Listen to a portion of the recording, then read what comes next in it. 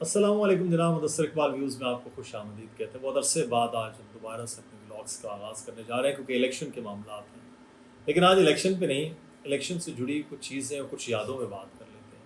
آج 27 دسمبر ہے 2023، اور ایسی ہی ایک یکبستہ 27 دسمبر تھی جب 2007 میں اپنے گھر میں، اپنے پنجاب پہ ایک ہوم ٹاؤن ہمارا ہے، اس میں بیٹھا ہوا محترمہ بے نظیر بھٹو کا جلسہ راولپنڈی کا سن رہا تھا۔ ARY نیوز پر وہ لائیو چل رہا تھا۔ محترمہ بے نظیر بھٹو جلسہ اٹینڈ کر جب انہوں نے تقریر ختم کی، اور اس کے بعد معروف اینکر پرسن اور ہمارے سینئر ہمارے دوست سید اقرار الحسن صاحب وہ اس وقت بیٹھے ہوئے تھے اسکرین پر، اور انہوں نے اس کو ریپ اپ کیا، یعنی کہ وہ منظر کشی کرنا شروع کی جو اس وقت تھی، جو انہوں نے گفتگو کی اس کو دہرا رہے تھے۔ اسی اسنا میں وہ نیچے اتریں، اپنی گاڑی کی طرف گئیں، یہ میں دیکھ رہا تھا۔ اتنے میں ARY نے کٹ کر دیا اور وہ کمرشلز وغیرہ پہ چلے گئے۔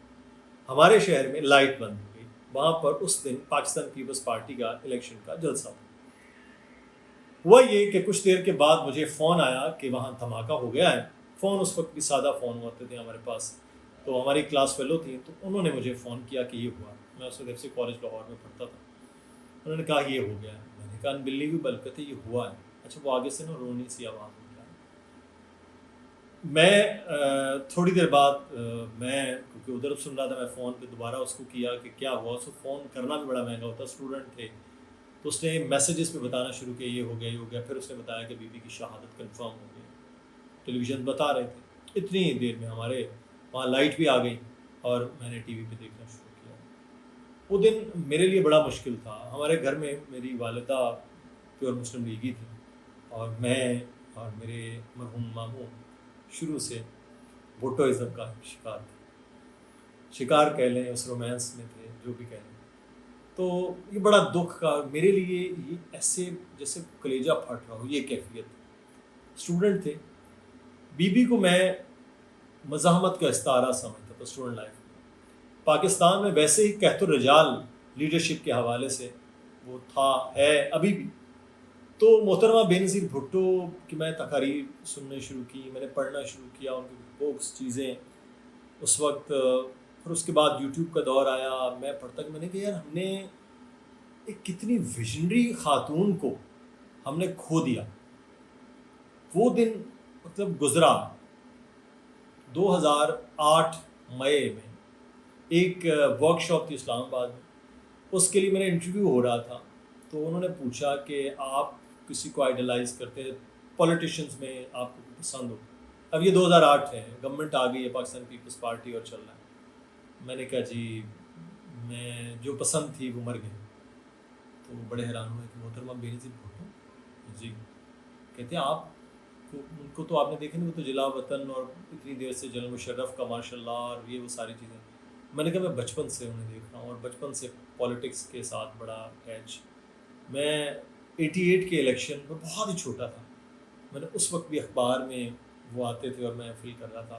اور محترمہ بے نظیر بھٹو کی جب خبر صبح، میں سو گیا، صبح کنفرم ہوئی وہ جیت گئی ہیں، تو میں پورے خاندان میں خوش گھوم رہا تھا۔ مجھے کہتے یہ دیکھو بھٹو کے چہلا گھوم رہے ہیں۔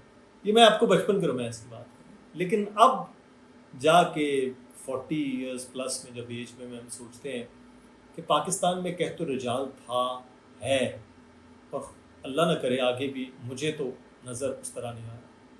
ٹھیک ہے، لیکن وہ لائن، وہ ریاست کے ساتھ، ریاست کے لوگوں کے ساتھ، ملک میں، دھرتی میں رہ کر چلنا کیسے ہے، وہ کم از کم وہ ویژن تو چلایا جا سکتا ہے۔ تو آج بھی میں یہ کہتا ہوں کہ بہت سے اعتراضات، بہت سے اختلافات کے باوجود پاکستان پیپلز پارٹی بہرحال ذوالفقار علی بھٹو کی عوامی جماعت، محترمہ بے نظیر بھٹو کے ویژن کی جماعت، وہ ہے آج بھی۔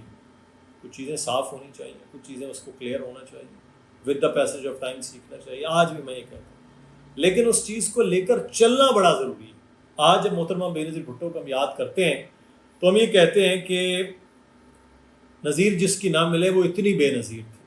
تو واقعی وہ، آپ انٹرنیشنل ریلیشنز کی بات کریں تو ملک کو کیسے آگے لے کر چلنا ہے، یہ بڑا ضروری تھا۔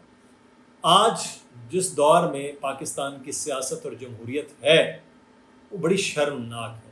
سچویشن میں لمبی تفصیل میں نہیں جاؤں گا، آپ کو معلوم ہے، لیکن ایسی سچویشن میں محترمہ بینظیر بھٹو کا اس وقت بھی سمجھوتے نہ کرنا آج انہیں 110% درست ثابت کرتا ہے۔ ویسے ہی جیسے کل تک عمران خان صاحب کو یہ کہتے رہے کہ آپ جس طرح سے اسٹیبلشمنٹ کے پروردہ ہیں یہ نہ کیجیے، عوامی طاقت سے آئیے، عوامی طاقت ہی آپ کو لے کر چلے گی، لیکن بہت دیر سے انہیں اس بات کا ادراک ہوا، فائدہ نہیں ہوا۔ لوگوں نے دیکھا جی میاں نواز شریف صاحب اب نظریاتی ہو گئے، انقلابیوں کو خود بھی کہتے تھے میں نظریاتی ہو گیا ہوں، یہ دنیا کے واحد نظریاتی تھے جو اپنے منہ سے بول رہے تھے کہ میں نظریاتی ہو گیا ہوں، لیکن ان کی نظریات آپ کے سامنے ہے کہ وہ کس طرح سے۔ محترمہ آج اگر زندہ ہوتی تو وہ آج بھی اس طرف ہی کھڑی ہوتی، اس طرف نہ کھڑی ہوتی۔ ان کا وہ جو سٹانس ہے پولیٹیکل، وہ ہمیشہ رائٹ پر رہا ہے، رانگ سائڈ پر نہیں رہی۔ یہی انہیں مختلف کرتا ہے تمام سیاسی لوگوں سے، اور ان کو شہید کرنے والوں کا مقصد بھی یہ تھا کہ وہ ایک خاتون تھیں جو کسی طرح سے بھی ان لوگوں کے زیر اثر نہیں تھیں کہ جو اس ریاست کو چلانے کا خواب دیکھتے آئے ہیں، چلا رہے ہیں اور شاید چلاتے بھی رہیں گے۔ کیوں؟